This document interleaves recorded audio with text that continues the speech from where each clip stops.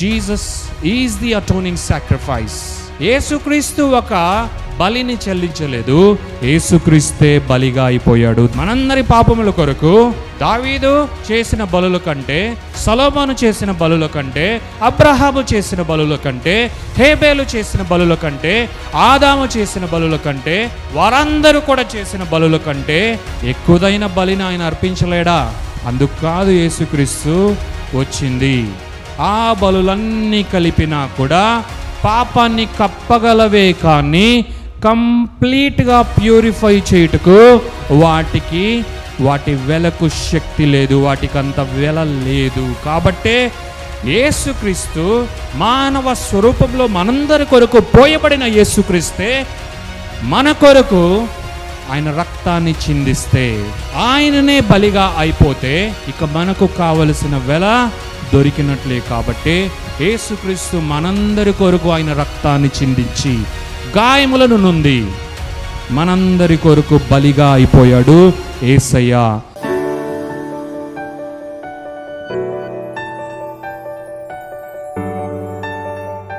శ్రమల దినాలు వచ్చేసాయి అని చెప్పుకునే ఒక కాలము ఎప్పుడో స్టార్ట్ అయింది. ఆ కాలంలోనికి మనం కూడా అడుగు పెట్టాము. సో వీటన్నిటి గురించి దేవాతి దేవుని యొక్క కృపను బట్టి ఈరోజు మనం కొన్ని విషయాలు ధ్యానించుకుందాం. దేవుడు ఈరోజు మన కొరకు ఏ వాక్యాన్ని ఎత్తిపెట్టాడో మనం శ్రద్ధగా విందాం. హల్లెలూయా. యేసుక్రీస్తు మన కొరకు శ్రమలు పొందాడు, యేసుక్రీస్తు మన కొరకు గాయాలు పొందాడు, యేసుక్రీస్తు మన కొరకు సిలువను ఎక్కాడు అంటే మనం కూడా అలాగే ఫీల్ అవ్వమని కాదు. అర్థమైందా? సో దేవుని యొక్క బిడ్డలైన వారికి, దేవుని యొక్క కుమారులకు కుమార్తెలకు, దేవుని యొక్క ప్రియమైన సంతానానికి ఫీలింగ్స్ ఎక్కువ కదా. 365 రోజులు ఫీల్ అవుతారా అంటే సీజన్స్ ఉంటాయి దానికి. క్రిస్మస్ సీజన్ అప్పుడు క్రిస్మస్ ఫీలింగ్ ఉంటుంది. అలాగే శ్రమల దినాలు, మన వాళ్ళందరూ రెంట్కు తీసుకున్న లెంట్ టైం అని ఒకటి ఉంది కదా, ఆ దినాలు ఇంకంతే కదా. రెండు ఉంటాయి ప్రాముఖ్యమైనవి. ఒకటి బాగా సంతోషకరమైన సీజన్ ఒకటి ఉంటుంది, అది నిజంగానే ఫెస్టివల్ లాగా సెలబ్రేట్ చేసుకోవడం జరుగుతుంది.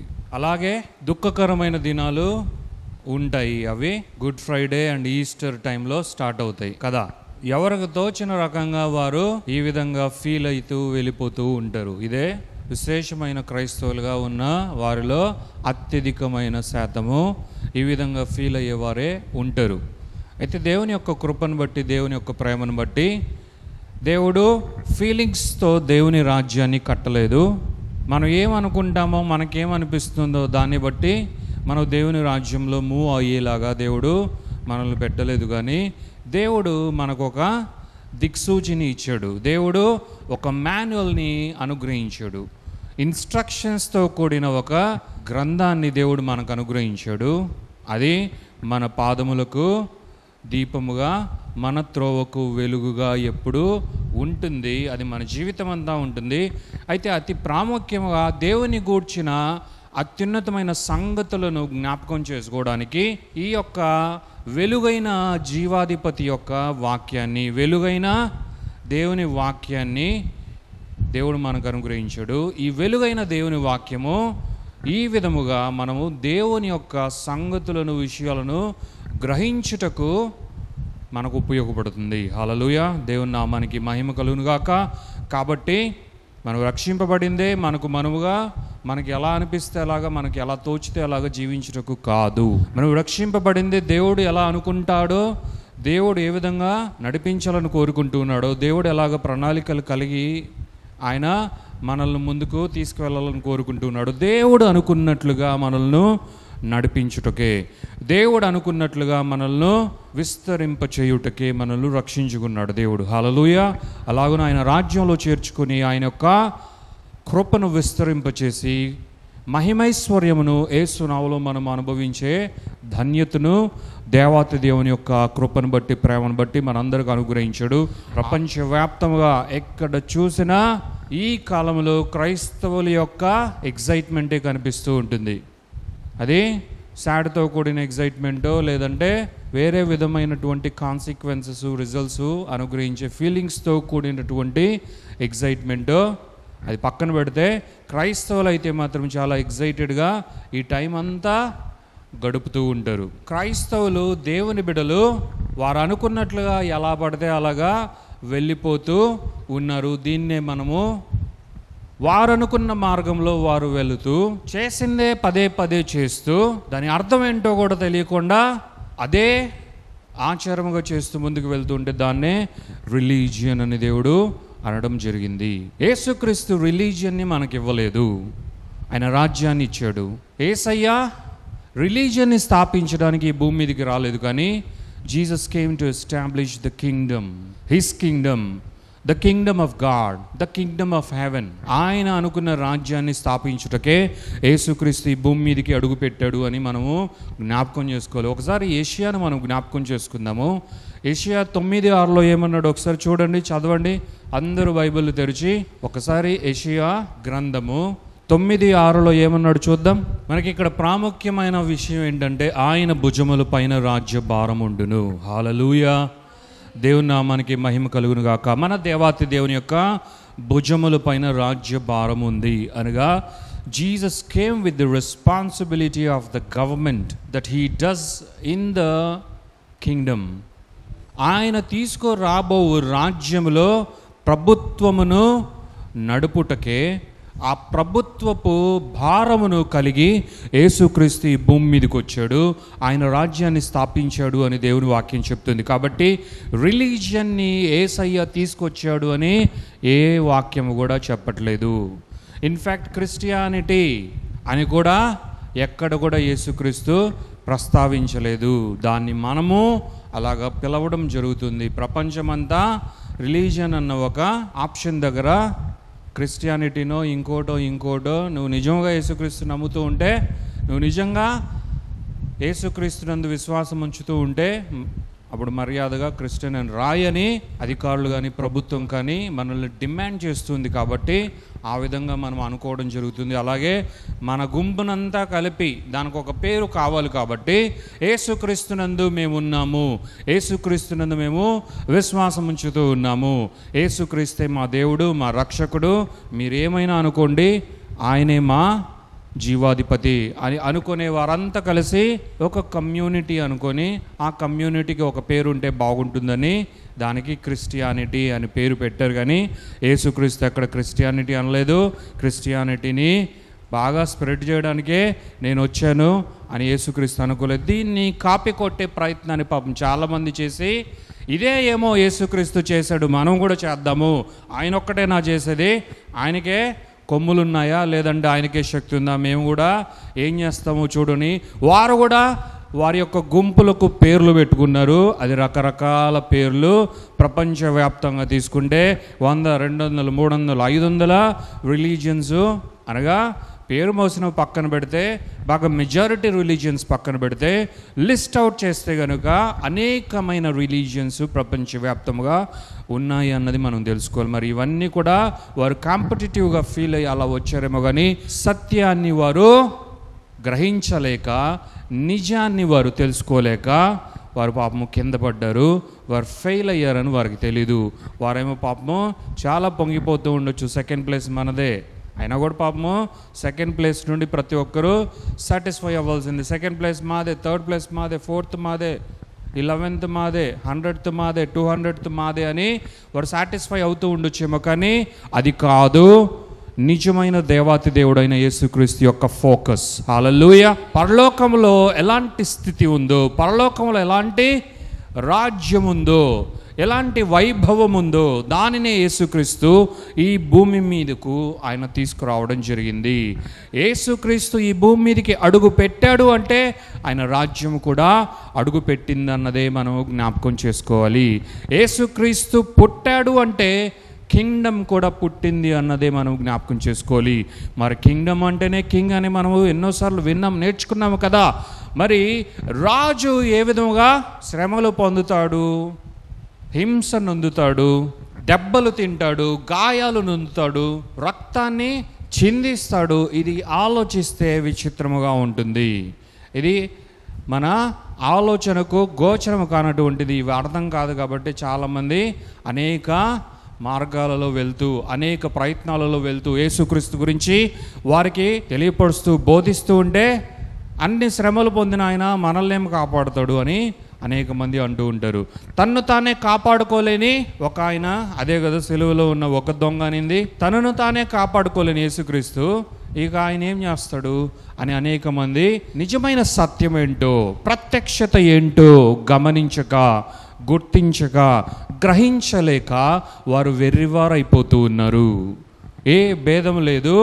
వారు నామకార్థపు క్రైస్తవులైనా సరే, అన్యులైనా సరే ఈ సత్యాన్ని ఎవరైతే గ్రహించలేదో, ఆయన రాజే కావచ్చు, రాజుల రాజే కావచ్చు, రాజాతి రాజైన ప్రభు అయిన యేసుక్రీస్తే యేసయ్య కావచ్చు, కానీ ఆయన చేసిన కార్యాలు చూస్తే, if you can see and observe the crucifixion of Jesus Christ, if you can see and observe the atoning sacrifice of Jesus Christ, it is absolutely astonishing. ఆయన సిలువకు ఎగడము, సిలువకు ఆయన ఎక్కడము కావచ్చు, ఆయన శ్రమలు కావచ్చు, ఆయన సిలువ శ్రమలు అనబడేడు ఈ కార్యములను గనుక మనం గమనిస్తే ఇదంతా కూడా మన మతిని పోగొట్టే విషయాలుగా అనిపిస్తాయి, నిర్ఘాంతపోయే విషయాలుగా అనేక మందికి తోచడం జరుగుతుంది. అయితే వీటన్నిటినీ కూడా దేవుడు తన ఆత్మతో మనము గ్రహించేలాగున, తన ఆత్మ చేత మనమంతా వీటిని తెలుసుకొనులాగున దేవుడు మనకు ఒక గొప్ప ప్రణాళిక రచించి వీటన్నిటిని మన కొరకు అనుగ్రహించాడు. అలాగే ఆయన విప్పి మనకు అనుగ్రహించాడు. వీటన్నిటిని మనం తెలుసుకొని ఆశీర్వదింపబడాలని దేవుడు కోరుకుంటున్నాడు. దేవుని నామానికి మహిమ కలుగును గాక. హల్లెలూయా, హల్లెలూయా, హల్లెలూయా. Christ crucified. నిజముగానే యేసయ్య శిలువ మరణాన్ని పొందాడా? నిజముగానే యేసుక్రీస్తు శిలువకు ఎక్కాడా అన్నది మనము తెలుసుకొనే కదా ఆయన రాజ్యంలోనికి చేర్చబడ్డాము. తెలుసుకొనే కదా ఆయన్ను దేవుడుగా, ప్రభువుగా మనం స్తుతించి ఆరాధిస్తున్నాం. యేసుక్రీస్తు పుట్టడం నిజమైతే, యేసుక్రీస్తు ఈ భూమి మీదకి మానవ స్వరూపములో ఆయన పోయబడి అడుగు పెట్టడం నిజమైతే, యేసుక్రీస్తు దేవుడైనా కూడా వాక్యం చెప్పినట్లుగా వాక్యం అంటుంది, ఆ వాక్యమే శరీరధారి అయి కృపా సత్య సంపూర్ణుడుగా మన మధ్య నివసించింది అని జీవగ్రంథమైన బైబిల్ చెప్తుంది. దేవునికి మహిమ కలుగునుగాక. మరి యేసుక్రీస్తు పుట్టడం నిజమైతే, యేసుక్రీస్తు కన్యకకు, ఇప్పటికీ కూడా ఎంతోమంది ఎగతాళి చేస్తున్నారు, కన్యకకు పుట్టాడంట, ఎవరిని వెర్రి వాళ్ళని చేస్తారు, ఎవరిని ఇది చేస్తారంటే వాడి అండర్స్టాండింగ్ అంతే. అర్థమవుతుందా? ఎవడైతే మాట్లాడుతున్నాడో, ఎవరైతే వీటి గురించి కామెంట్ చేస్తున్నాడో వాడి పీనట్ బ్రెయిన్ అంతే. కాబట్టి ఆ బ్రెయిన్ అంతే ఉంటుంది, కాబట్టి అది అంతే పనిచేస్తుంది. అందుకే దేవుని వాక్యం అంటుంది, పౌలు అంటూ ఉన్నాడు, శరీరమునకు శరీర స్థాయిలోనే అర్థమవుతాయి, ప్రకృతి మనుషునికి ప్రకృతి వరకే అర్థమవుతుంది, అంతరంగా పురుషుడున్నాడు, ఆ స్థాయిలోనే అర్థమవుతుంది. హల్లెలూయా. అయితే ఆత్మ సంబంధమైన విషయాలు ఆత్మకే అర్థమవుతాయి. హల్లెలూయా, హల్లెలూయా. వాడి బ్రెయిన్ని, వాడి కంప్యూటర్ని, వాడి యొక్క సెల్ ఫోన్ను, వాడి దగ్గర ఉన్న డిక్షనరీనో, వాడు ప్రపంచమంతా ట్రావెల్ చేసి గెయిన్ చేసిన నాలెడ్జ్నో, వాడు డైరీలో రాసుకున్న కొన్ని పాయింట్స్ను ముందు పెట్టుకొని నువ్వు ఎలాగా కన్యకకు పుట్టావు అని వాడు గ్రహించడానికి ప్రయత్నిస్తే అది వానికి కుదరదు. హల్లెలూయా. యేసుక్రీస్తు ఏమంటున్నాడు, దేవుడు ఏమంటున్నాడు, ఎవడైనా నన్ను తెలుసుకోవాలి అంటే నా యందు విశ్వాసం ఉంచుడి. ఎవరైనా తెలుసుకోవాలి అంటే నా ఆత్మ వాడిలో పనిచేయులాగున వాడు అనుమతించాలి. ఎవడైనా నన్ను తెలుసుకోవాలి, నా సంగతులు తెలుసుకోవాలి అంటే వాడేం చేయాలి? ఆయన సువార్తను వినాలి. హల్లెలూయా. వినకుండానే వింటే విశ్వాసం కలుగుతుంది. ఆ విశ్వాసమే నీకు గ్రహింపు కూడా తీసుకొని వస్తుంది అని దేవుని వాక్యం సెలవుస్తుంది. దేవునికి మహిమ కలుగును గాక. నీవు వినకముందే దాన్ని అబ్జెక్ట్ చేసి ఎక్కడో ఆపేసి నీ బుర్రతో, నీ జ్ఞానంతో దీన్ని ఛేదించి కన్యకకు ఎలాగో యేసుక్రీస్తు పుట్టాడు అని దాన్ని తెలుసుకోవాలని ప్రయత్నిస్తే నీ బ్రతుకంతా కూడా నీవు ఏం చేసినా సరే యేసుక్రీస్తు ఈ భూమి మీద చేసిన ఒక్క కార్యాన్ని కూడా తెలుసుకోలేవు. ఓ కార్నల్లీ మైండెడ్ పర్సన్. అలాగున కన్యకకు పుట్టాడు అన్నది నిజము. హల్లెలూయా, హల్లెలూయా. అంత మాత్రమే కాదు, ఇది ఎవరో కాదు. ఒకవేళ బైబిల్ అన్నది దేవుని బిడ్డలే రాసి ఉండొచ్చు. బైబిల్ని వ్రాయించింది పరిశుద్ధాత్మ ద్వారా దేవుడే అని మనందరికీ తెలుసు. దేవుడే దేవుని బిడ్డల ద్వారా వ్రాయడం అన్నది మనమందరూ చూడగలము. కానీ ఆ రోజుల్లో చాలా ఫేమస్ హిస్టారియన్స్ ఉన్నారు. యేసుక్రీస్తు సంచరించిన ఆ కాలంలో కావచ్చు, అలాగే యేసుక్రీస్తు ఆయన పరలోకానికి ఎత్తబడ్డ తర్వాత కాలంలో సంచరించిన హిస్టారియన్స్ అంతా కూడా జీవ గ్రంథమైన బైబిల్లో ఏముందో అదే వారి యొక్క హిస్టరీస్లో కూడా వ్రాయడం జరిగింది. వారందరూ కూడా అన్యులే. హల్లెలూయా, హల్లెలూయా. దేవుని నామానికి మహిమ కలుగునుగాక. ఇవి కళ్ళబొల్లి కబుర్లు కావు. ఎవడో ఏదో అనుకుంటే ఊహించింది వానికి తోచింది వాడు వ్రాస్తే బయటకు వచ్చిన ఒక ప్రతిని తీసుకొని చదివితే వచ్చిన ఒక నాలెడ్జ్ కాదు. Hallelujah, praise the Lord. It is the spirit that can only understand the spiritual things. ఈ ఆత్మ మొదట దేవునికి ఉండగా ఇది దేవుని బిడ్డలైన వారికి కూడా దేవుడు ఈ ఆత్మని అనుగ్రహించగా, ఇప్పుడు ఈ ఆత్మ ద్వారా దేవుని బిడ్డలైన వారు కూడా దేవుని అగమ్య గోచరములైన సంగతులను కూడా గ్రహించుటకు శక్తి కలిగి వారు గ్రహించి దేవుని బిడ్డలందరూ కూడా యేసయ్య సత్యాన్ని, తండ్రి అయిన దేవుని యొక్క ప్రణాళికలను, పరిశుద్ధాత్మ దేవుని యొక్క ప్రత్యక్షతలను గ్రహించి వారు అనుభవించి ఈ యొక్క భూమంతటా భూదిగంతముల వరకు సాక్షులై ఆయన సత్యమును ప్రకటించారు. దేవుని నామానికి మహిమ ఘనత ప్రభావాలు కలుగునుగాక. హల్లెలూయా. ఈ విధముగా దేవుడు తన కార్యమును చేస్తూ ముందుకు నడిపిస్తున్నాడు. కాబట్టి యేసుక్రీస్తు ఈ భూమి మీదకి అడుగుపెట్టాడు, అది కన్యక ద్వారా అడుగుపెట్టాడు అన్నది ఎంత నిజమో, యేసుక్రీస్తు సిలువకెక్కాడు అన్నది కూడా అంతే నిజము. దేవుని నామానికే మహిమ కలుగునుగాక. యేసుక్రీస్తు నిజముగానే ఆయన శ్రమ హింస నొందాడు, ఆయన గాయములు నొందాడు అన్నది నిజము, సత్యము. అది ఎవడు కాదనలేనిది. అది బైబిల్ పరంగా అసలు ఎవడు కూడా టచ్ చేయలేడు. అయితే హిస్టరీ పరంగా కూడా హిస్టారియన్స్ వారు చేసిన రికార్డ్స్ పరంగా కూడా ఎవడైనా వెళ్ళి చూస్తే ఇదేంట్రా బాబు బైబిల్లో ఉంది అంటే వారి మతం కాబట్టి వారు రాసుకొని ఉండొచ్చు అనుకోవచ్చు. వీరికేం బుర్ర ఏమైంది? నా బుర్రనే కదా వీరికి ఉంది, నా అంతా గొప్ప సూపర్ కంప్యూటర్ వంటి పీనట్ బ్రెయిన్ అయిన బుర్రనే కదా వీళ్ళందరికి కూడా ఉంది.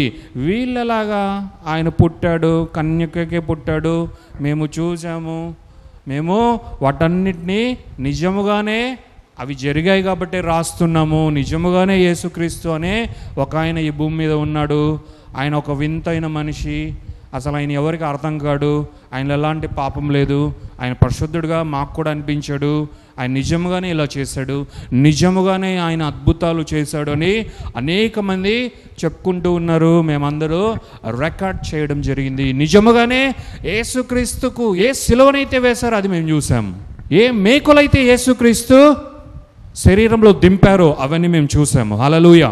ఎలాంటి శ్రమ పెట్టారో, ఆ రక్తము భూమిని తాకింది, అది మేము చూసాము. హల్లెలూయా. ఆయన కొరకు ఈ భూమిపైన ఏమీ లేకపోగా ఒక ధనవంతుని సమాధిలో ఆయన పెట్టబడ్డం మేము చూసాం. దేవుని నామానికి మహిమ కలుగునుగాక. నక్కలకు బొరియలు ఉంటాయి, మనుషులకు వారు అనుకున్నట్లుగా, వారు కట్టుకున్నట్లుగా వారు దోచుకొని ఎంతైతే సంపాదించుకొని మంచి మంచి భవంతులు ప్యాలెస్లు కట్టుకుంటారో దాన్ని బట్టి ఉంటాయి. నాకైతే ఉండడానికి చోటు కూడా లేదు అన్న యేసయ్య మరణించాక ఆయన శరీరాన్ని ఎక్కడ పెడితే ఏముంది, కానీ విలువైన అచ్చ జటా మాంసితో ఆయనను అనాయింట్ చేసి ఆయన శిష్యులైన వారు, ఆయన బిడ్డలైన వారు, మగ్దలేని మరియ, ఇంకా అనేక మంది, అలాగే నికోదేమస్, వీరందరూ కూడా కలిసి యేసయ్యను అనాయింట్ చేశారు. అంత మాత్రమే కాదు, ఆయన దేహమును అప్పుడే పుట్టిన బిడ్డ కంటే విలువైనదిగా ఆయన తీసుకొని ఒక ధనవంతుడు తన కొరకు ముందుగానే ఆయన సిద్ధపరచుకొని పెట్టుకున్న ఒక సమాధిలో యేసుక్రీస్తును పెట్టడం జరిగింది. దేవుని నామానికే మహిమ కలుగునుగాక. హల్లెలూయా. ఇదంతా కూడా జీవగ్రంథము ఎప్పటి నుండో చెప్తూ ఉంది. అనేక మంది వ్రాసారు, అందరూ కూడా వ్రాసారు. ఆయన వెంబడించిన శిష్యులందరూ కూడా యేసయ్య గురించి వ్రాయడం జరిగింది. యేసయ్యకి ఏం జరిగిందో వ్రాసారు, యేసయ్య ఏం చేశాడో వ్రాయడం జరిగింది. అంత మాత్రమే కాదు, ఎవరి దృష్టిలో అయితే ఎవరు చాలా గ్రేట్గా అనిపిస్తారో వారు కూడా ఇవే రాశారు. హల్లెలూయా. మీకు తెలుసా యేసుక్రీస్తు ఈ భూమి మీద పుట్టాడు అన్నదానికి evidences, historical evidences, archaeological evidences కన్నా ఎక్కువగా యేసుక్రీస్తు నిజముగా మరణించి తిరిగి లేచాడు అన్నదానికే ఎక్కువ హిస్టారికల్ ఎవిడెన్సెస్, ఆర్కియాలజికల్ ఎవిడెన్సెస్ ఉన్నాయి. మీరు తెలుసుకోవాలంటే తెలుసుకోవచ్చు. హల్లెలూయా. కాబట్టి యేసుక్రీస్తు నిజముగానే ఆయన సిలువకెక్కాడు, మరణించాడు. Christ been crucified truly. ఎందుకంటే దానికి మనమే సాక్షులము. If you really felt the spirit in us, this is true. మన లోపల మనము ఆత్మను గనక మనము చూస్తూ ఉంటే, ఆత్మ యొక్క అగ్నిని మనము గనక చూస్తూ ఉంటే, ఆత్మ యొక్క మంటను మనము చూస్తూ ఉంటే, ఆత్మ యొక్క నివాసమును మనము గనక చూస్తూ ఉంటే, మన ఆత్మ అనగా యేసుక్రీస్తు, సాక్షాత్తు యేసుక్రీస్తులో నుండి కాపీగా తీయబడిన ఆత్మ వంటి మన ఆత్మ పరిశుద్ధాత్మ దేవునితో యునైట్ అయ్యి మనలో పనిచేయుటకు, అలాగున మనలో నివసిస్తున్న పరిశుద్ధాత్మని ద్వారా యేసుక్రీస్తు కూడా నివాసముంటూ ఉండడం అన్నది సత్యమవుతే, అది నిజమైతే, యేసుక్రీస్తు మరణించాడు, యేసుక్రీస్తు సిలువకెక్కాడు అన్నది కూడా నిజమే, సత్యమే. దేవుని నామానికి మహిమ కలుగునుగాక. Hallelujah, hallelujah, hallelujah. Praise the Lord. కాబట్టి యేసుక్రీస్తు ఆయన ఎంత అత్యున్నతమైన వాడుగా ఉన్నాడు అన్నది సత్యమో, అలాగుననే యేసుక్రీస్తు నిజముగానే ఈ భూమి పైన ఆయన గొప్ప కార్యాలు చేశాడు అన్నది కూడా సత్యము, అది నిజము అన్నది మనం తెలుసుకోవాలి, గ్రహించాలి. దేవుని నామానికి మహిమ కలుగును గాక. యేసుక్రీస్తుకి ఏం జరిగిందో అన్నది మనం గనక పక్కన పెడితే, యేసుక్రీస్తు ఏం చేశాడో అన్నది గనక మనం చూస్తే దానినే మనము దృష్టీకరించవలసిన వారమై ఉన్నాము. హల్లెలూయా. తండ్రి యేసుక్రీస్తును ఈ భూమి మీదకి పంపించేటప్పుడు యేసుక్రీస్తు ఎలాంటి వాడో తండ్రి అయిన దేవునికి తెలుసు. యేసుక్రీస్తు ఈ భూమి మీద ఉన్నప్పుడు ఆయన గురించి ఎక్కువగా చెప్పలేదు, కానీ ఆయన రాజ్యం గురించి ఎక్కువగా మాట్లాడాడు. అంత మాత్రమే కాదు, తండ్రి అయిన దేవుణ్ణి మహిమపరచుటకే యేసుక్రీస్తు ప్రయత్నించాడు. అంత మాత్రమే కాదు, తండ్రికి ఆయన ఎలాగా విధేయుడై ఉన్నాడో, తండ్రి చిత్తాన్ని జరిపించుటకు భూమి మీదకు వచ్చాను అన్నదే సత్యము అన్నది మనమందరూ కూడా చదువుగా విన్నాము. మరి ఇది ఎంత సత్యమో, తండ్రి అయిన దేవునికి కూడా ఒక ఆశ ఉంది. యేసుక్రీస్తుని ఈ భూమి మీదకి పంపిస్తూ ఉండగా తండ్రి అయిన దేవునికి ఒక గొప్ప ఆశ ఉంది. ఏంటది? ఆశ ఏంటో తెలుసా? నా ఒక్కగానొక్క కుమారుడు సిలువకెక్కాలి. హల్లెలూయా, హల్లెలూయా. నా ఒక్కగానొక్క కుమారుడు హింస నొందాలి. నా ఒక్కగానొక్క కుమారుడు దెబ్బలు తినాలి, గాయములు నొందాలి.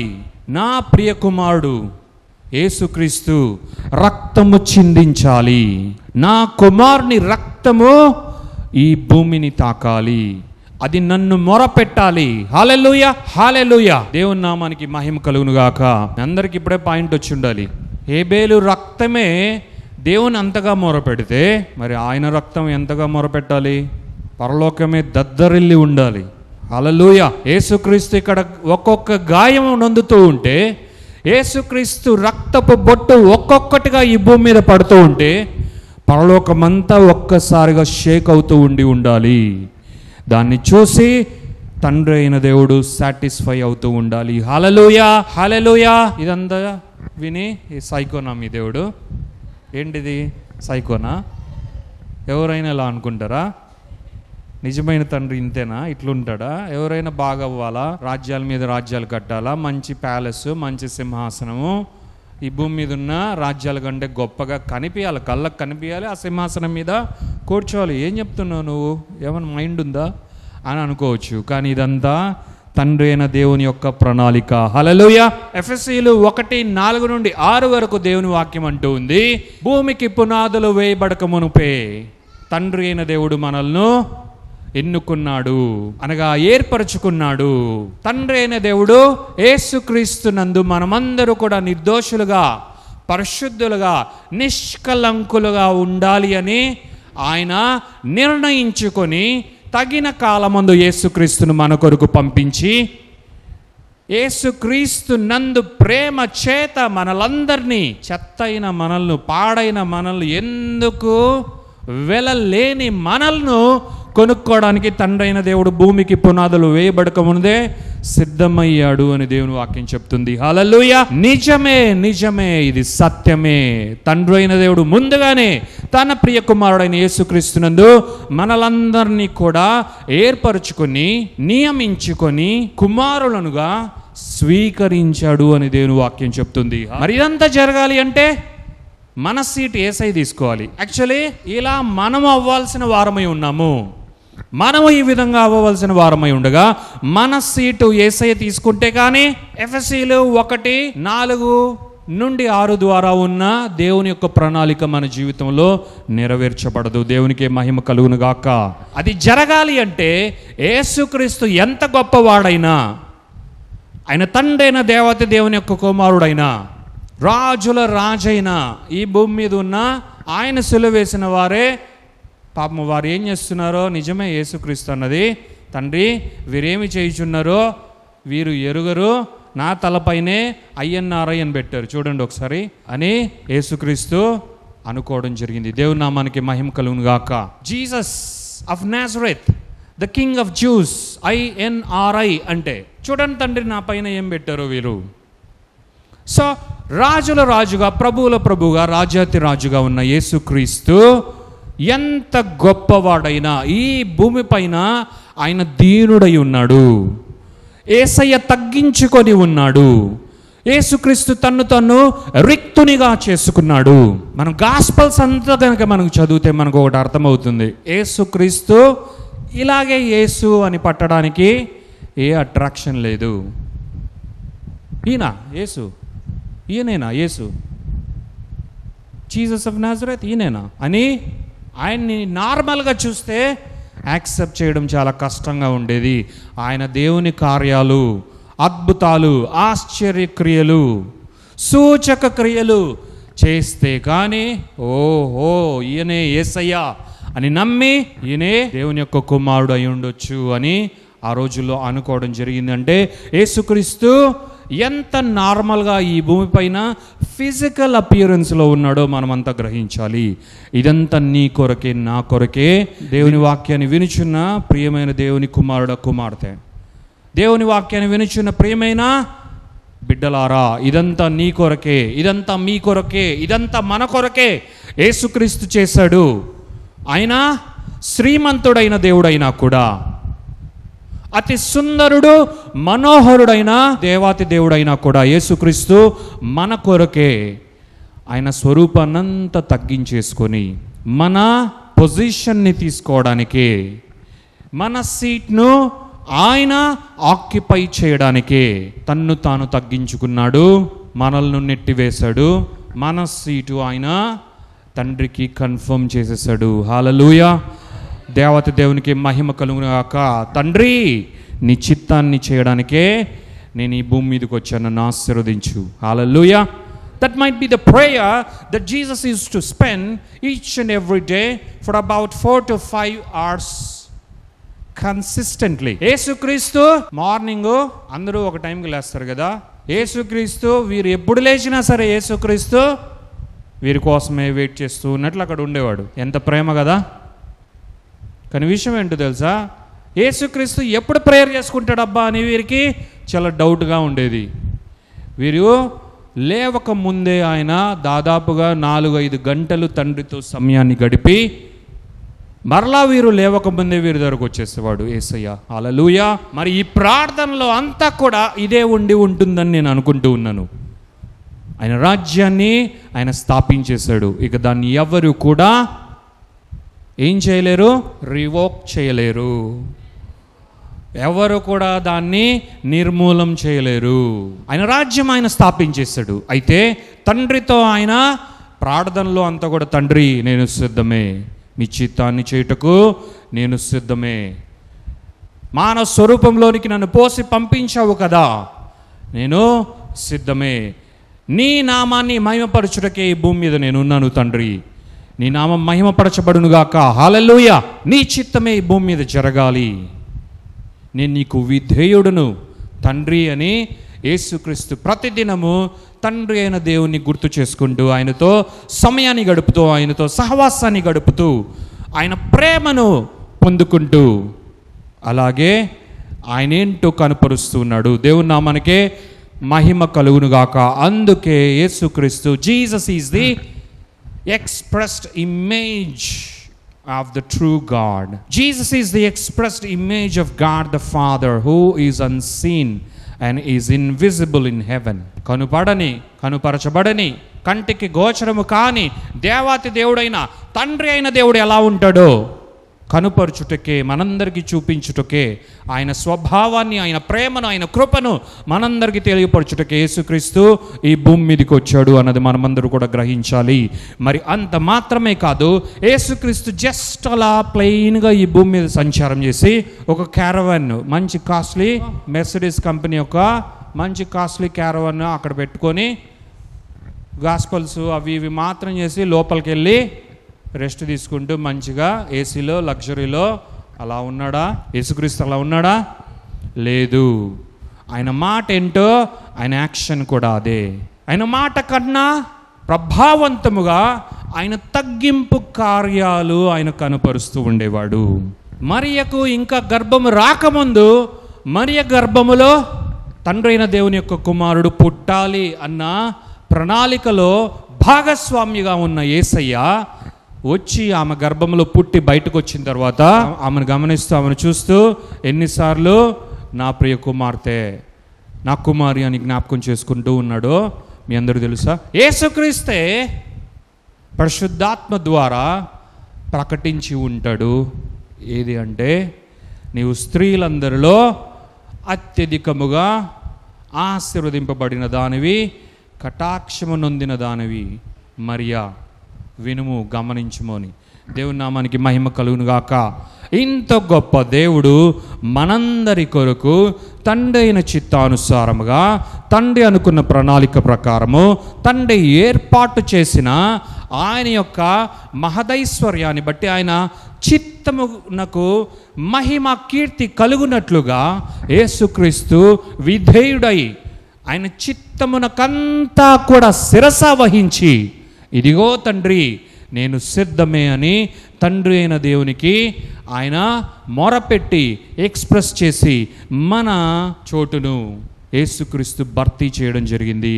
యెషయా అంటూ ఉన్నాడు, వధించుటకు సిద్ధమైన గొర్రెపిల్ల వధింపబడిన వాని ఎదుట ఎలా మౌనముగా ఉంటుందో అలా మౌనముగా ఉన్నాడు యేసుక్రీస్తు. హల్లెలూయా. ఎవరైనా మనల్ని ఏదైనా చేయడానికి వస్తే, ఇదిగో నన్ను ఏమనొద్దు, ఏమైనా అంటే ఈ మాటను మనమే ఆప్షన్స్ కూడా ఇవ్వడం జరుగుతుంది. ఎందుకంటే సెల్ఫ్ దెబ్బతింటుంది కాబట్టి.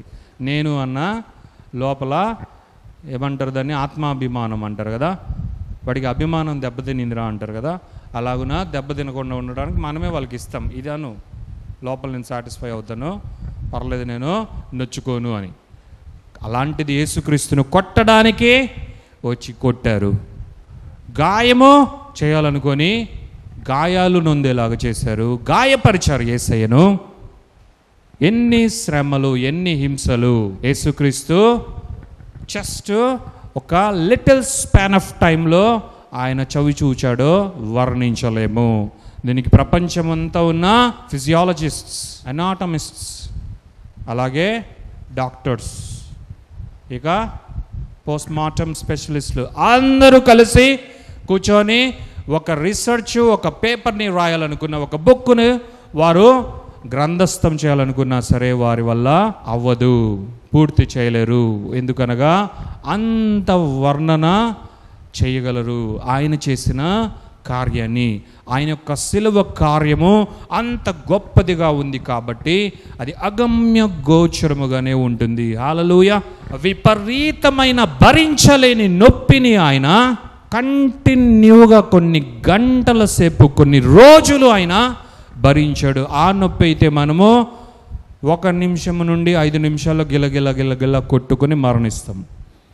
కానీ అలాంటి నొప్పిని, అలాంటి భరించలేని తీవ్రమైన స్కార్చింగ్ పెయిన్ అంటాం దీన్నే ఇంగ్లీష్లో, అంత భయంకరమైన నొప్పిని యేసుక్రీస్తు మనందరి కొరకు భరించాడు. ఎందుకంటే పాపం అన్న నొప్పి ద్వారా, అతిక్రమం అన్న నొప్పి ద్వారా, అవిధేయత అన్న నొప్పి ద్వారా, దేవునికి దూరస్తులమై అనుభవించే నొప్పి ద్వారా ఇక ఏ మాత్రమో మనము నొప్పిని భరించకూడదు, ఏ నొప్పిని మనము తీసుకోకూడదు అని, ఏ నొప్పిని ఇక మనం భరించవలసిన అవసరం లేదు అని యేసుక్రీస్తు మన కొరకు అంతయును శిలువ పైన భరించేశాడు.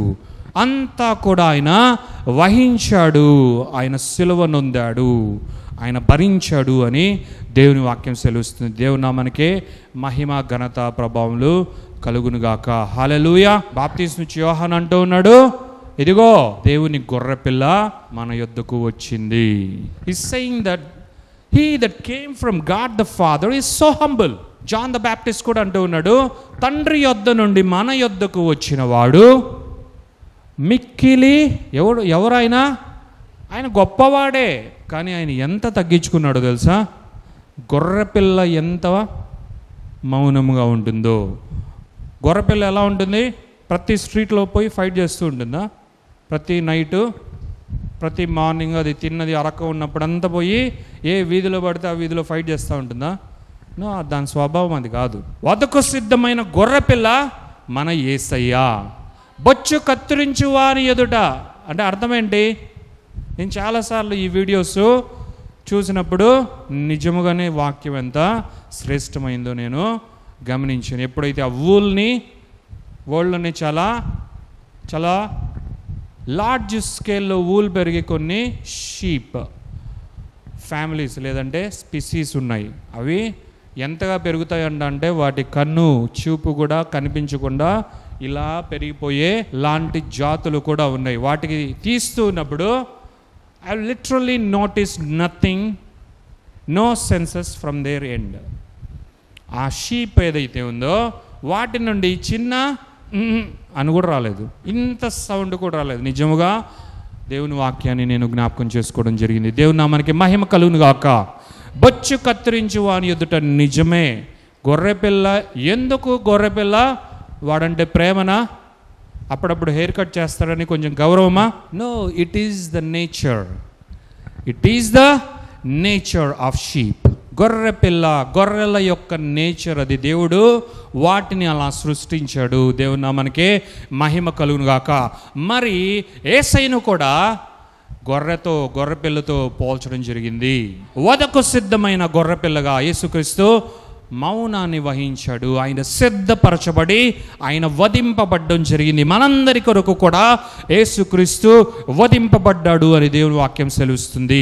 దేవుని నామానికి మహిమ కలుగును గాక. దేవుని గొర్రెపిల్లగా ఈ భూమి మీదకి వచ్చి తండ్రి చిత్తాన్ని నెరవేర్చుటకు, తండ్రికి ఇష్టమైనది ఏంటి? సిలువ ఎక్కడమే తండ్రికి ఇష్టమైనది. ఆ సిలువ ఎక్కే కార్యాన్ని, తండ్రికి ఇష్టమైన కార్యాన్ని తూచా తప్పకుండా, పొల్లు కూడా నెరవేర్చబడకుండా ఉండకుండా యేసయ్య దానిని పరిపూర్ణముగా నెరవేర్చాడు అని దేవుని వాక్యం సెలవిస్తుంది. దేవునికి మహిమ ఘనత ప్రభావం కలుగును గాక.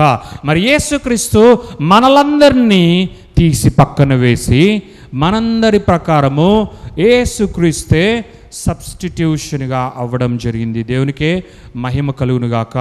అందుకే యేసుక్రీస్తు మనందరి కొరకు పాప పరిహారార్థ బలిగా యేసుక్రీస్తు అయ్యాడు. యేసుక్రీస్తు పాప పరిహారార్థ బలిగా అవ్వడం మాత్రమే కాదు, యేసుక్రీస్తు పాప పరిహారార్థ వెలను చెల్లించడం జరిగింది. దేవునికి మహిమ కలుగును గాక. Jesus is the atoning sacrifice. యేసుక్రీస్తు ఒక బలిని చెల్లించలేదు, యేసుక్రీస్తే బలిగా అయిపోయాడు. దేవుని నామానికే మహిమ కలుగును గాక. మనందరి పాపముల కొరకు దావీదు చేసిన బలుల కంటే, సొలొమోను చేసిన బలుల కంటే, అబ్రహాము చేసిన బలుల కంటే, హేబేలు చేసిన బలుల కంటే, ఆదాము చేసిన బలుల కంటే, యేసుక్రీస్తు భూమి మీద అడుగుపెట్టిన వారందరూ కూడా చేసిన బలుల కంటే ఎక్కువదైన బలిని ఆయన అర్పించలేడా?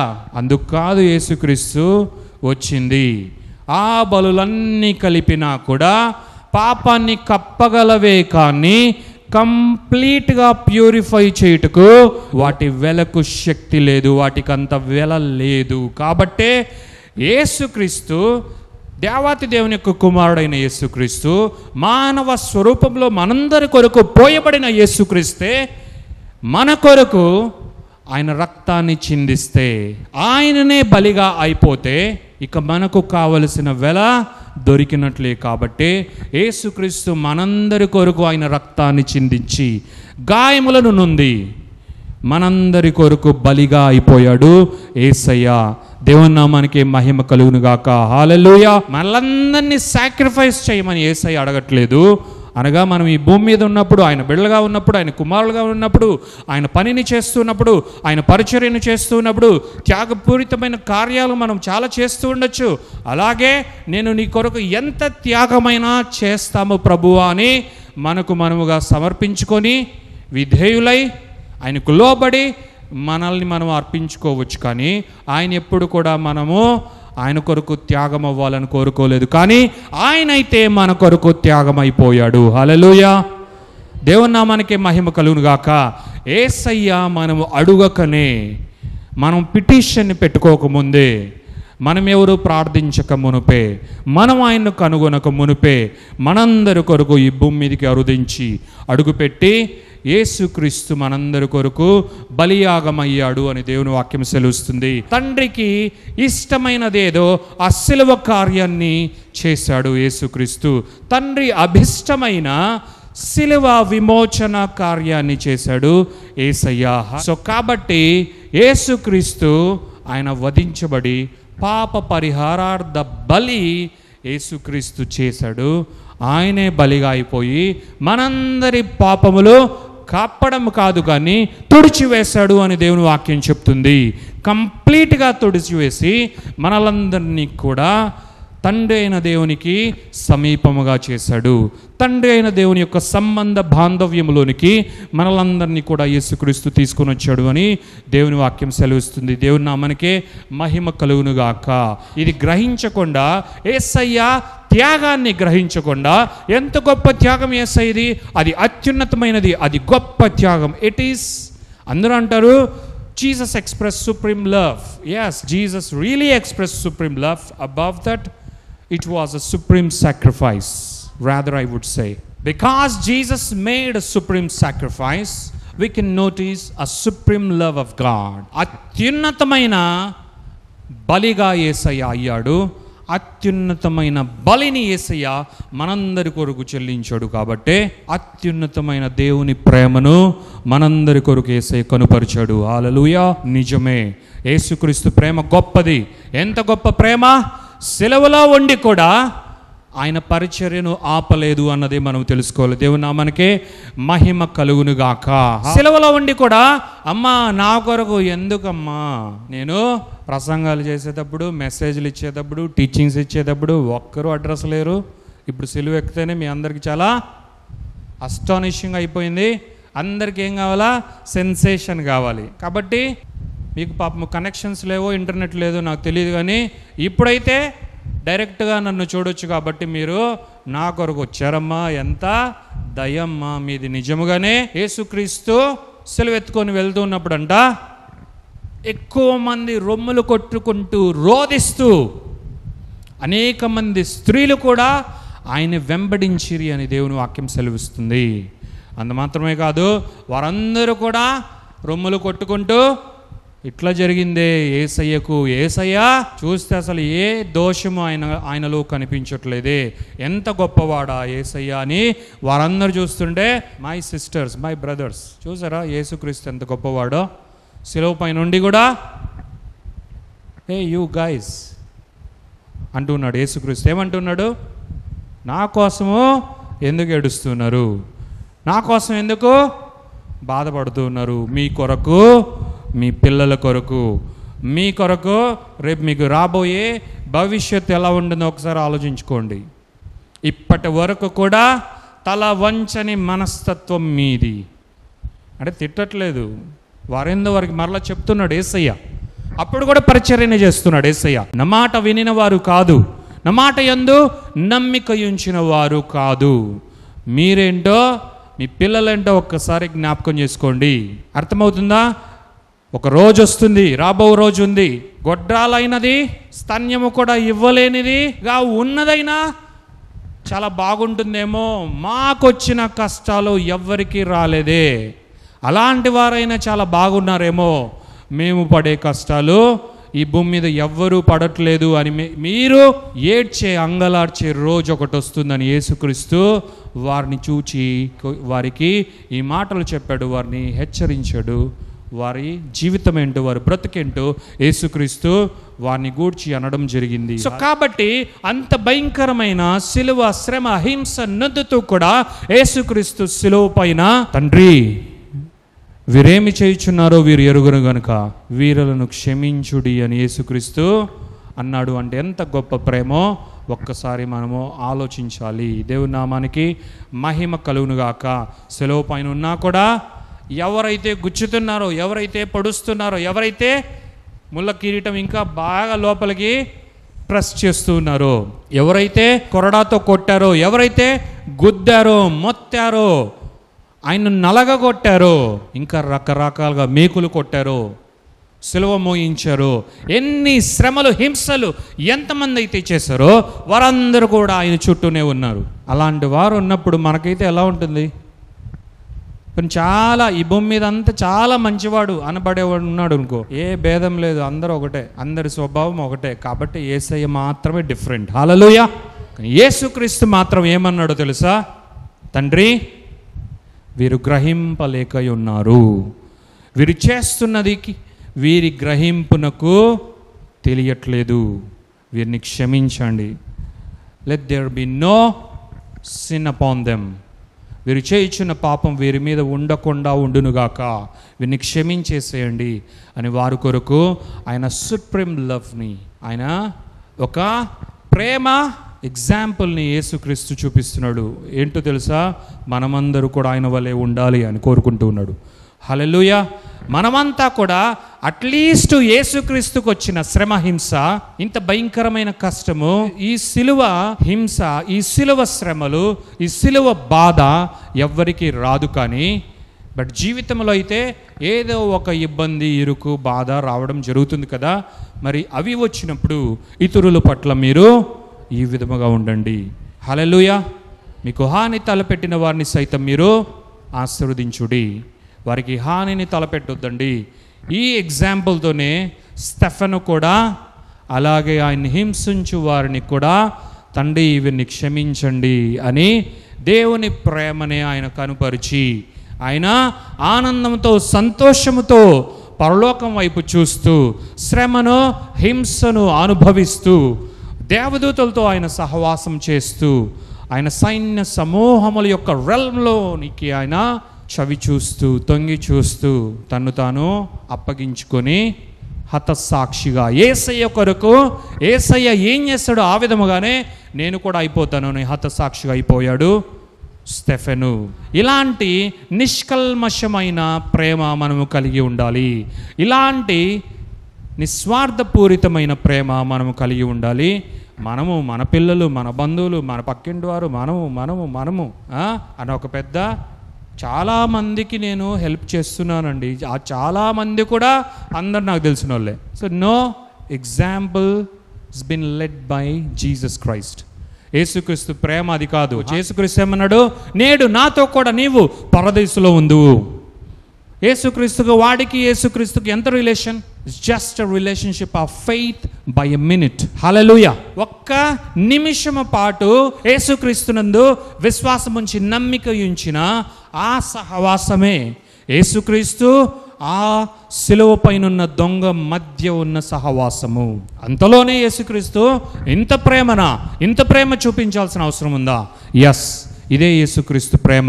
సిలువపై ఉన్న దొంగ ఏమడిగాడో వాక్యం చెప్తుంది. ఆయన ఏం చేస్తాడో అన్నది పక్కన పెడితే, యేసయ్య మాత్రం ఇమ్మీడియట్గా వెంటనే తన విశ్వాసాన్ని బట్టి నేడు నీవు నాతో కూడా పరదేశులో ఉంటావు. హల్లెలూయా, హల్లెలూయా, ప్రైజ్ ద లార్డ్. అప్పుడు ఇంకా అది పాతాళంలోనే ఉంది. The paradise that Jesus mentioned in the context was still in the grave. దాని ప్లేస్ షియోల్. హల్లెలూయా. అది ఇంకా పాతాళంలో ఉండిన పరదైసు. దానినే యేసుక్రీస్తు చెరగా పట్టుకొని మరలా పైకి తీసుకువెళ్ళాడు, పరలోకానికి తీసుకువెళ్ళి ఇప్పుడు పరలోకంలో భాగమే పరదైసు.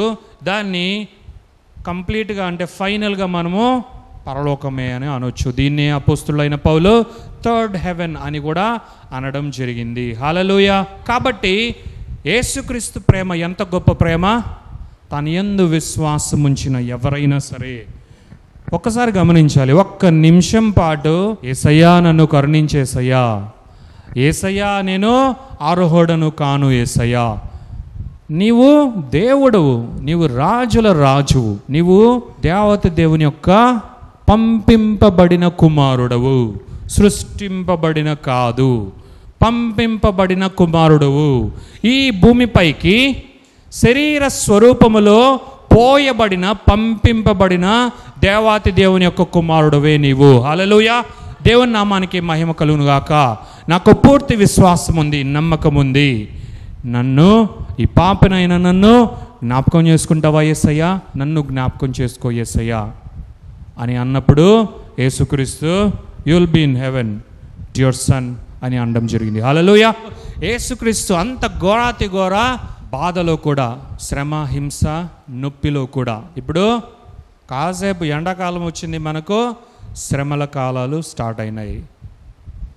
గుడ్ ఫ్రైడే, ఈస్టరు, రిలీజియస్ శ్రమల దినాలు, శ్రమల కాలాలు పక్కన పెట్టేస్తే సమ్మర్ శ్రమలు మాత్రము స్టార్ట్ అయిపోయినాయి. కాసేపు ఏసీ లేకపోతే సర్లే అట్లీస్ట్ ఇదిగో ఇలాంటి వాటితోనో లేదంటే ఫ్యాన్లతోనో సర్దుకుందాం. అవి కూడా లేకపోతే ఎక్కడ లేని ఫ్రస్ట్రేషన్ వచ్చేస్తుంది, అవునా? మరి అలాంటిది ఇదే టైంలో, ఎందుకు ఈ టైంలో చేస్తారు? ఆయన కూడా ఇదే టైంలో మనందరి కొరకు మరణించాడు అని ఆ టైంనే తీసుకొని కదా చేస్తూ ఉండడం జరుగుతుంది. మరి ఈ టైంలో అన్ని శ్రమలు, హింసలు, బాధలు, you name every suffering that Jesus has already suffered upon his body on the cross. The word of God claims every name that you name.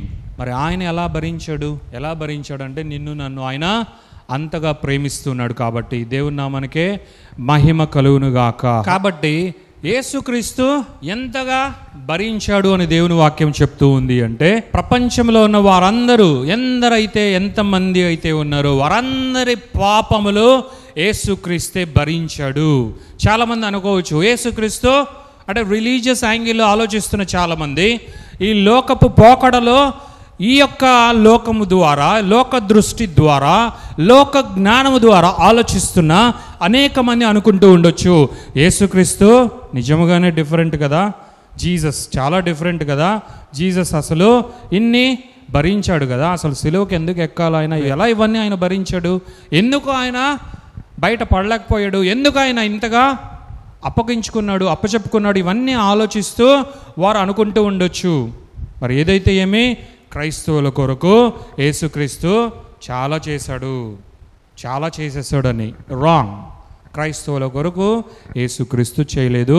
ప్రియమైన సహోదరి సహోదరుడా, ఈ ప్రపంచంలో, ఈ భూమి పైన ఉన్న ప్రతి ఒక్కరి కొరకు యేసుక్రీస్తు శిలువ పైన చేయవలసిందంతా చేశాడు అని దేవుని వాక్యం సెలవిస్తుంది. ఈ ప్రపంచము పైన ఇప్పటికీ ముందు రాబో కాలము వారందరి కొరకు కూడా యేసుక్రీస్తు శిలువ శ్రమ నొందాడు, శిలువ మరణాన్ని పొందాడు అని దేవుని వాక్యం సెలవిస్తుంది. దేవునికి మహిమ కలుగును గాక. అంత మాత్రమే కాదు, ఈ భూమిపైన మానవ జన్మ ఎత్తిన ప్రతి ఒక్కడు చేసిన ప్రతి పాపానికి, ప్రతి అతిక్రమమునకు, ప్రతి దుష్ట కార్యమునకు ప్రతిఫలముగా యేసుక్రీస్తు శ్రమ, హింస నొందడం జరిగింది. ప్రతి ఒక్కరి పాపములు ఆయన పైన వేసేసుకున్నాడు. కాబట్టి యెషయా వ్రాసినట్లు కూరుపిగా అయిపోయాడు యేసుక్రీస్తు అని దేవుని వాక్యం చెప్తుంది. స్వరూపము లేదు, సొగసు లేదు, చూడడానికి కనీసం మనిషిలాగా కూడా అనిపించబడట్లేదు యేసుక్రీస్తు. ఏంటి యేసయ్యా ఇలా అయిపోయావు అని యెషయా చూస్తూ ఉండగా యేసుక్రీస్తు రూపమే మారిపోయింది, యేసుక్రీస్తు స్వరూపమే మారిపోయింది. అసలు చూడాలి అని కూడా అనిపించట్లేదు. ఎందుకంటే అంత భయంకరమైన అన్సీన్ ఫామ్లోకి యేసుక్రీస్తు వెళ్ళిపోయాడు అని దేవుని వాక్యం చెప్తుంది. కారణం నా పాపములే. కారణం నీవు నేను చేసిన ప్రతి పాపమును యేసుక్రీస్తు భరించాడు కాబట్టే, ఆయన పైన వేసుకున్నాడు కాబట్టే యేసుక్రీస్తు ఫామ్లెస్గా అయిపోయాడు. ఈయన మనిషి, ఈయన మానవుడు అని కూడా గుర్తుపట్టలేనంత భయంకరంగా యేసుక్రీస్తు తయారైపోయాడు అని దేవుని వాక్యం సెలవిస్తుంది. ఇంత భయంకరంగా ఉండి కూడా యేసుక్రీస్తు అంటున్నాడు, అమ్మా ఇదిగో నీ కుమారుడు అని. ఆయన ప్రేమించిన కుమారుణ్ణి దగ్గరికి తీసుకుని వచ్చి, ఇదిగో నీ కుమారుడు అని అప్పు చెప్పి, ఇదిగో అయ్యా నీ తల్లి చేర్చుకొని ఆయనకు అప్పగించాడు. ఆయన తన ఇంటికి తీసుకెళ్ళాడు అని దేవుని వాక్యం చెప్తుంది. చివరి ఆ యొక్క క్షణాలలో కూడా తన తల్లి అయిన మరియమ్మను యేసయ్య మరచిపోలేదు. ఆయన జ్ఞాపకం చేసుకొని ఆయన బాధ్యతను అక్కడ అప్పచెప్పాడు అన్నది మనం తెలుసుకోవాలి. దేవుని నామానికి మహిమ కలుగును గాక. తల్లిని తండ్రిని యేసయ్య ఎంత సన్మానిస్తున్నాడో, ఎంతగా గౌరవిస్తున్నాడో మనం చూచి నేర్చుకోవాలి. వారిని వెంబడించమని దేవుని వాక్యం అనట్లేదు, వారు ఏం చెప్తే అది చేయమని దేవుని వాక్యం అనట్లేదు. వారు చెప్పిందల్లా మనం చేయాలి. వారు పట్టుకున్నదే బంగారము, మిగిలినదంతా పొట్టు అని దేవుని వాక్యం అనట్లేదు. కానీ వారిని మనం ప్రేమించాలి, అలాగే వారిని గౌరవించాలి. కానీ యేసయ్యనే వెంబడించాలి, యేసయ్య మార్గంలోనే మనం ఉండాలి. తండ్రి అయిన దేవుని మాటే వినాలి, పరిశుద్ధాత్మ దేవుని యొక్క ప్రత్యక్షతలోనే నడవాలి, ఆయన స్వరాన్ని మనం వినాలి. ఆయన వలె మనసు నూతన పరుచుకొని యేసుక్రీస్తు యొక్క స్వారూప్యంలోనికి రూపాంతరం చెందుచు మనసును నూతన పరుచుకొని గొప్పగా మనము ట్రాన్స్ఫార్మ్ అవ్వాలి. ఆయన కొరకు మనము నిలబడాలి, జీవించాలి అని దేవాతి దేవుడు కోరుకుంటున్నాడు. దేవునికి మహిమ ఘనత ప్రభావములు కలుగునుగాక. యేసుక్రీస్తు ఇంత గొప్ప దేవుడుగా శిలువ పైన అన్ని భరిస్తూ కూడా తన తల్లిని జ్ఞాపకం చేసుకుంటూ ఆయన తండ్రిని కూడా జ్ఞాపకం చేసుకుంటూ ఉన్నాడు. హల్లెలూయా.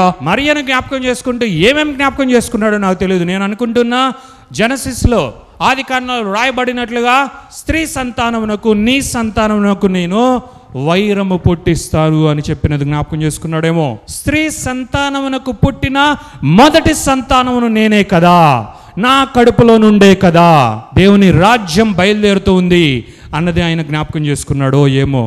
వి don't know what all the revolutions that Jesus reminded in his heart. Hallelujah. దేవునికి మహిమ కలుగునుగాక. ఇంత గొప్ప దేవుడు తండ్రిని జ్ఞాపకం చేసుకోకుండా ఉంటాడా? తండ్రిని జ్ఞాపకం చేసుకుంటూ ఉన్నాడు. తండ్రి అయిన దేవాతి దేవుని జ్ఞాపకం చేసుకుంటూ ఉన్నాడు. తండ్రి అయిన దేవాతి దేవుని ఏమని జ్ఞాపకం చేసుకుంటూ ఉన్నాడో తెలుసా? ఎంత గొప్ప ప్రేమ నీది తండ్రి, ఎంత మంచివాడవు నీవు తండ్రి, ఎంత మహోన్నతుడవు నీవు తండ్రి అనడానికి కూడా సందర్భము కానటువంటి విధముగా యేసుక్రీస్తు ఇప్పుడు అయిపోయాడు. ఇప్పుడు తండ్రిని జ్ఞాపకం చేసుకోవడానికి సందర్భమే కాదు, ఎందుకంటే తండ్రి టపక్ అని చెయ్యి వదిలేశాడు అని దేవుని వాక్యం చెప్తుంది. యేసుక్రీస్తు అంటూ ఉన్నాడు, ఏలి ఏలి లామా సబక్తా, ఎలోయ్ ఎలోయ్ లామా సబక్తా అని. నా దేవా నా దేవా, తండ్రి నన్ను విడిచిపెట్టావా, విడిచేసావా, నిజమేనా, ఇది జరుగుతూ ఉందా అన్న మొదటి ఆశ్చర్యంలో యేసుక్రీస్తు ఉండిపోయాడు. యేసుక్రీస్తు అంటున్నాడు, తండ్రి నా చెయ్యి నువ్వు విడిచిపెట్టావా? Yes dear son, I have to leave you, otherwise I can't catch everyone that I have chosen, I have ordained, I have predestined.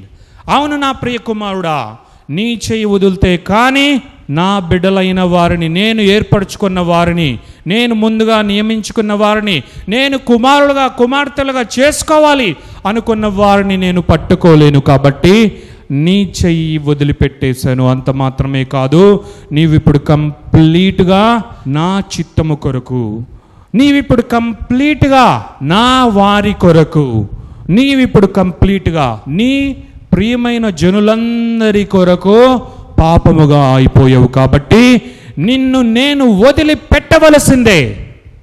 Because I cannot contain with sin.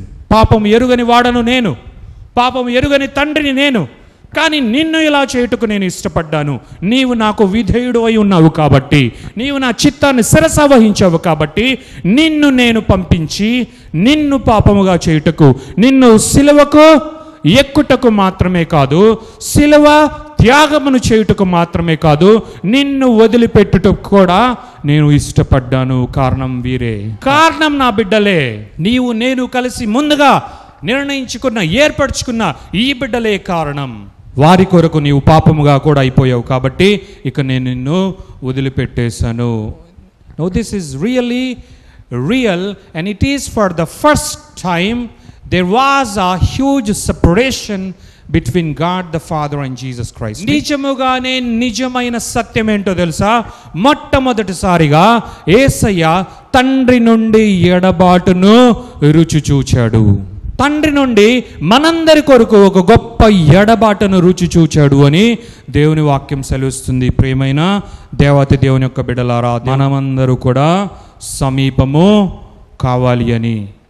కాబట్టే మనమంతా ఇప్పుడు మన దేవునికి సమీపస్తులుగా అయిపోయాము, మన దేవునికి ప్రియులముగా అయిపోయాము, మన యేసయ్యకు ప్రియులముగా అయిపోయాము, మన దేవాతి దేవుని యొక్క మార్గములలో మనము నడుస్తున్నాము. కారణం యేసుక్రీస్తు మనందరి కొరకు తృణీకరింపబడ్డాడు కాబట్టే, కురూపిగా అయ్యాడు కాబట్టే, ఆయనలో చూచుటకు ఏ రూపము కూడా లేదు కాబట్టే, మనందరి కొరకు రూపము లేని వాడుగా మాత్రమే కాదు, పాపముతో సంపూర్ణంగా నింపబడి ఇప్పుడు పాపముగా అయిపోయాడు యేసయ్య అని 2 కొరింథీయులు 5వ అధ్యాయంలో దేవత దేవుని యొక్క వాక్యం 21వ వచనంలో దేవుడు ఒక గొప్ప వాక్యాన్ని మనందరి కొరకు రాసి ఉంచాడు. Jesus became sin.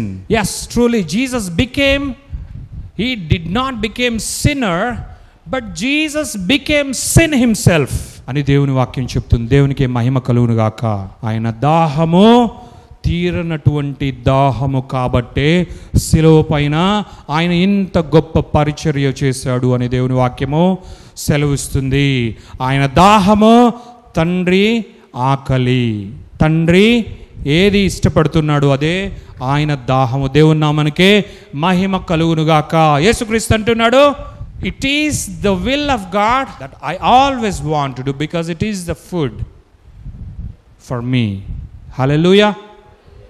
తండ్రి చిత్తమును చేయుటయే నాకు ఆహారము, అదే నాకు అన్నపానములు అని యేసుక్రీస్తు సాక్ష్యం ఇచ్చాడు కదా. మరి అదే పనిలోనే యేసుక్రీస్తు ఉన్నాడు. ఆయన దానిని నెరవేర్చుచూ ఉన్నాడు కాబట్టే ఆయన దాహము కొని ఉన్నాను, దాహము నా రాజ్యము కొరకు కొని ఉన్నాను, దాహము మతము కొరకు కాదు, దాహము మనిషి జ్ఞానము ప్రకారము కాదు, దాహము తనైన చిత్తాన్ని నెరవేర్చుటకు, దాహము అనేక మంది రాజ్యములో చేర్చబడుట కొరకు, దాహము వెర్రివారైనా ఎవరి కొరకైతే వచ్చానో వారందరూ ఇంకా వెర్రివారులుగా ఉన్న ఈ యూదులైన జనుల కొరకే దాహము కొని ఉన్నాను. వీరందరూ కూడా రక్షింపబడాలి. భూమి మీద ఉన్న సమస్త వంశములన్నీ కూడా నా రాజ్యములో చేర్చబడాలి. దీని కొరకే నేను దాహం కలిగి ఉన్నాను అని దేవుని వాక్యం సెలవుస్తుంది. దేవునికే మహిమ కలుగును గాక. హల్లెలూయా, హల్లెలూయా. దేవుని వాక్యంలో క్లియర్గా ఉంది. దేవుడు అంటూ ఉన్నాడు, యోహాను సువార్త 19వ అధ్యాయం అంతా కనుక మనం డౌన్లో వెళ్ళి చదివితే దేవుని వాక్యంలో క్లియర్గా ఉంది, ఆయన సమస్తము నెరవేర్చబడింది, అంతా కూడా సవ్యముగా, అంత కరెక్ట్గా నెరవేర్చబడింది అని ఆయన గ్రహించి, ఆయన తెలుసుకొని ఆయన తన ప్రాణాన్ని విడిచాడు అని దేవుని వాక్యం సెలవిస్తుంది. సో కాబట్టే యేసుక్రీస్తు ఏమన్నాడు? సమాప్తమైనది. హల్లెలూయా. అంటే యేసుక్రీస్తు శిలువపై నుండి కూడా ఎన్నో అద్భుత కార్యాలు చేస్తూ ఇది కూడా యేసుక్రీస్తు విస్మరించలేదు. దేవుని చిత్తము ఎంత పర్సంటేజ్ నెరవేర్చబడిందో కూడా యేసుక్రీస్తు చూస్తున్నాడు. ప్రియమైన దేవాతి దేవుని యొక్క బిడ్డలారా, యేసుక్రీస్తు అంటున్నాడు, ఇక సమాప్తము, అంతా కూడా నెరవేర్చబడింది, అంతా కూడా ముగింపబడింది అని దేవుని వాక్యము ద్వారా యేసుక్రీస్తు మాట్లాడుతున్నాడు. యేసుక్రీస్తు సమాప్తమైనది, it is finished. Father, it is finished. You might have left me, but it is finished father. నువ్వు నా చెయ్యి విడిచి ఉండొచ్చు తండ్రి, వీరి కొరకు నేను భరిస్తాను, కానీ సమాప్తమైనది తండ్రి అని యేసుక్రీస్తు అంటున్నాడు. హల్లెలూయా. సమాప్తమైనది అంటే ఆయన ఇంకనూ చేయవలసిన కార్యాలు ఉన్నాయి. అనగా ఆయన మరణించి ఆయన భూమిలోని లోడ్ పార్ట్స్కి వెళ్ళి, అనగా పాతాళంలోకి వెళ్ళి తన్ను తాను పాత నిబంధన భక్తులందరికీ కనపరుచుకొని, అలాగే ఆయన మరణాన్ని జయించి మరలా వచ్చి ఆయన చేయవలసినవి ఇంకా ఉన్నాయి, కానీ సమాప్తమైనవి అని ఎందుకు అన్నాడు అంటే యేసుక్రీస్తు అప్పటి వరకు శిలువ పైన ఆయన చేయవలసిన కార్యములన్నీ యేసుక్రీస్తు చేసేసాడు కాబట్టి, యేసుక్రీస్తు ప్రతి దానిని నెరవేర్చాడు కాబట్టి, దాదాపు 300కు పైగా ఆయనను గూర్చి ప్రవచనాలు ఉండగా, పాత నిబంధన అభిషిక్తులైన వారు, భక్తులైన వారు, ప్రవక్తలైన వారు అనేకములైనవిగా ప్రవచించి ఉండగా, శిలువపైనే 50కి పైగా ప్రవచనములు నెరవేర్చబడ్డాయి. హల్లెలూయా. ఆయన శిలువ శ్రమకు సంబంధించి ఎక్కువ ప్రవచనములు నెరవేర్చబడ్డాయి అని దేవుని వాక్యం సెలవిస్తుంది. దేవునికి మహిమ కలుగును గాక.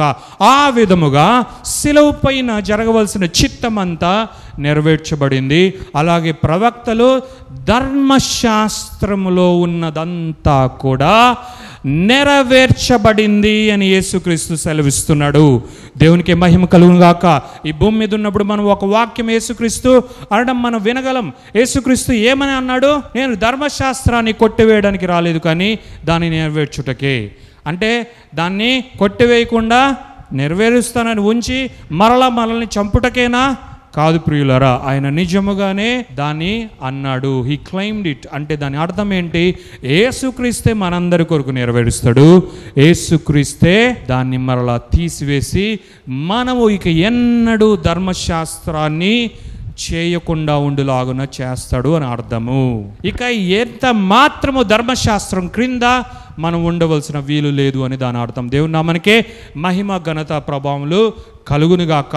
ఆ విధముగా ఆయన ధర్మశాస్త్రము గూర్చి ప్రవక్తలు ఏమన్నారో దాన్ని గూర్చి, ఆయన భూ సంబంధమైన పరిచర్యను గూర్చి యేసుక్రీస్తు సమాప్తమైనది అని చెప్పి తండ్రి అయిన దేవాతి దేవుని యొక్క చేతిలోకి ఆయన ప్రాణాన్ని యేసుక్రీస్తు పెట్టాడు అని దేవుని వాక్యము సెలవిస్తుంది. తన ఆత్మను తండ్రి చేతికి అప్పగించాడు అని దేవుని వాక్యం సెలవిస్తుంది. ఫైనల్లీ యేసుక్రీస్తు అంటూ ఉన్నాడు, father, I commend my spirit in to your hands. ఏమి చేసినా ఫాదరే. మనం ఎప్పుడన్నా అట్లున్నామా మన తల్లిదండ్రులకి? లేదంటే తల్లిదండ్రులు ఒక పార్టీ మన లైఫ్లో ప్లే చేస్తారు. కానీ నిజముగానే ఏ తండ్రినైతే మనతో తండ్రి అని పిలిపించి మనకు తండ్రిగా ఇచ్చాడో ఆ తండ్రితో అలాగే మనం ఉన్నామా? ఒకసారి మనల్ని మనం ఎగ్జామిన్ చేసుకోవాలి.